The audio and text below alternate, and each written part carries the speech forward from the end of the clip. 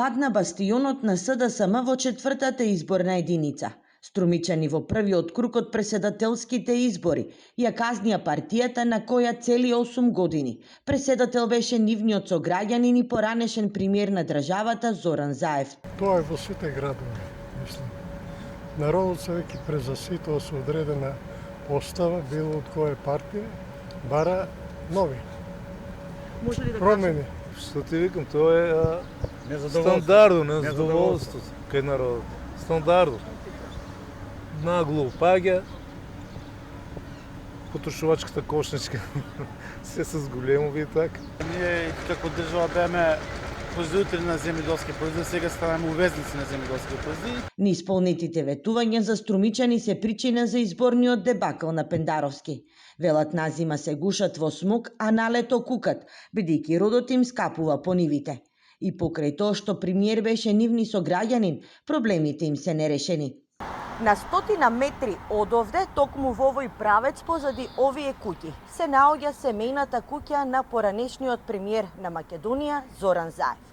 Струмичани велат дека одамна го немат видено по струмичките улици.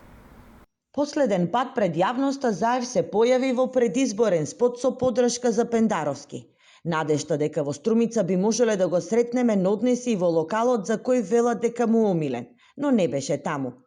За така нареченото исчезнување на поранешниот лидер на СДСМ, меѓу струмичани веќе има теории, а една е дека не е во државата.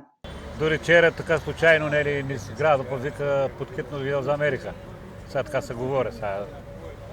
Но дек да знаеме дека одеш, што прави. Од Струмица се упативме кон Муртино и во родното село на Заев Силјановска Давкова води со 109 гласови. Мештаните не беа расположени да зборуват пред камера, но како што објаснуват, и овде негрижата на локалната власт, која во рацете на СДСМ е причина за ваквиот резултат. Одете на свет цяло, там има Ајде така слики вајте у Муртино да видат што сме направиле. Хајде, Што вадите? Ја што имат направено, па сакате тоа. Струмица и Струмичко важеа за сигурна гласачка машинерија на СДСМ, но во првиот круг изненадија. Новаци, Босилово, Василево и Новосело се општините во четвртата изборна единица, каде Пендаровски помина најлошо. Овде во оваа изборна единица разликата е 41.541 глас во полза на Силјановска Давкова.